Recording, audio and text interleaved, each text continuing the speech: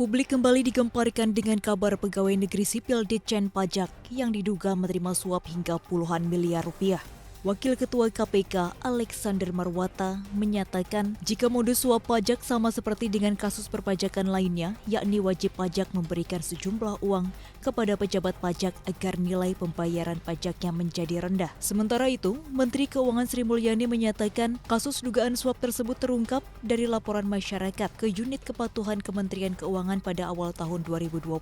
Sri Mulyani menambahkan, pegawai Ditjen Pajak yang diduga menerima suap kini sudah dibebas tugaskan dan telah mengundurkan diri. Mantan Direktur Bank Dunia itu juga menegaskan pihaknya akan terus bekerja sama dengan KPK untuk mengoptimalkan penerimaan negara. Tidak hanya itu, Sri Mulyani juga meminta siapapun yang berhubungan dengan pegawai Ditjen Pajak tidak memberikan hadiah atau imbalan.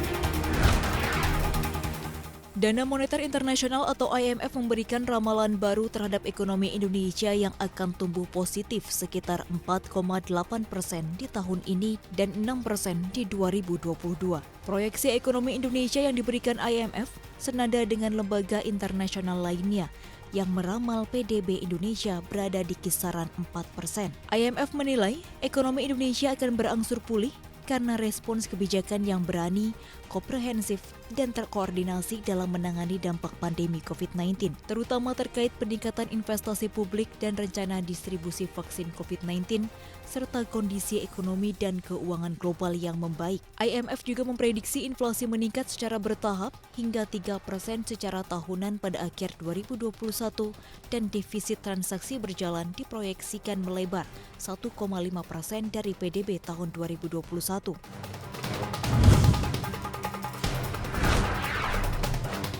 Perusahaan e-commerce Bukalapak dikabarkan sedang menjajaki rencana merger via Special Purpose Acquisition Company untuk mencatatkan saham perdana di Bursa Saham Amerika Serikat. Bukalapak dikabarkan sudah menunjuk perusahaan bank investasi untuk memuluskan rencana tersebut. Bukalapak juga dikabarkan sedang dalam tahap pembicaraan awal dengan beberapa perusahaan SPAC. Bukalapak diprediksi dapat bernilai 4 hingga 5 miliar dolar AS dalam potensi merger SPAC.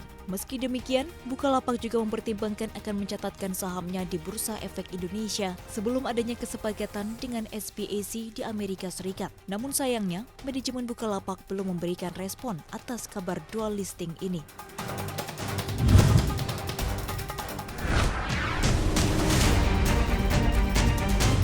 Pemilik kapal perikanan kini diwajibkan memberikan asuransi terhadap anak buah kapal atau ABK. Selain asuransi kesehatan atau kecelakaan, ABK juga wajib diberi jaminan hari tua dan jaminan PHK. PLT Dirjen Perikanan Tangkap Kementerian Kelautan dan Perikanan, Muhammad Zaini menyatakan ada 2 jenis asuransi wajib untuk ABK perikanan, yaitu stimulus dan mandiri. Dalam bentuk stimulus, sudah diberikan kepada 1,2 juta nelayan dalam bentuk asuransi kecelakaan dan sakit di laut. Namun Zaini menyebutkan asuransi mandiri wajib diterpakan pada kapal dengan kapasitas 30 gross tonnage ke atas. Jika ABK tidak memiliki asuransi, maka KKP tidak akan menerbitkan surat persetujuan berlayar.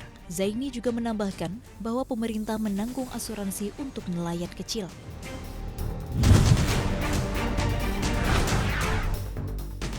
Geliat ekonomi Australia menunjukkan perbaikan pada kuartal 4 2020.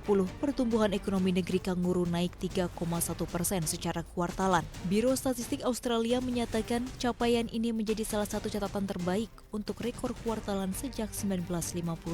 Australia mencatatkan pertumbuhan di atas 3% dalam 2 kuartal berturut-turut. Di kuartal ketiga 2020, Australia tumbuh 3,3%. Pemulihan ekonomi ini ditandai dengan belanja rumah tangga yang mulai bergerak, pasar properti yang bergeliat, serta banyaknya perekrutan pekerja. Meski begitu, Bank Sentral Australia memperkirakan Australia masih membutuhkan stimulus jangka panjang. RBA memperkirakan konsumsi rumah tangga akan menyokong ekonomi negerinya tumbuh 3,5% di tahun ini dan tahun depan.